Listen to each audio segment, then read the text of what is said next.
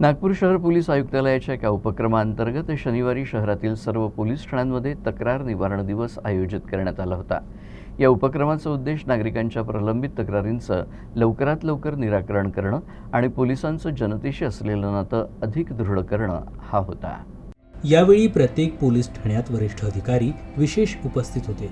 नागरिकांना त्यांच्या समस्या आणि तक्रारी लेखी स्वरूपात पोलीस ठाण्यात पोहोचून अधिकाऱ्यांशी थेट संवाद साधण्यास प्रोत्साहित करण्यात आलं। मोठ्या संख्येनं नागरिक तक्रारी घेऊन पोहोचले होते आणि त्यांनी अधिकाऱ्यांशी विविध मुद्द्यांवर चर्चा केली। पोलीस अधिकाऱ्यांनी नागरिकांचे म्हणणे गांभीर्याने ऐकले आणि अनेक प्रकरणे जागेवरच सोडवण्यात आली। विशेष म्हणजे अनेक प्रकरणांमध्ये चौकशी प्रक्रिया सुरू करण्यात आली आहे आणि संबंधित विभागांना कारवाई करण्याच्या सूचनाही देण्यात आल्या आहेत।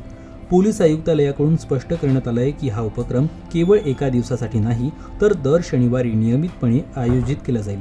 या उपक्रमाचा मुख्य उद्देश नागरिकांचा पोलीस यंत्रणेवरील विश्वास वाढवणे, पोलीस ठाण्यामध्ये प्रलंबित तक्रारी लवकर निकाली काढणे आणि प्रशासन तसेच जनतेमध्ये पारदर्शक व प्रभावी संवाद स्थापित करणे हा आहे।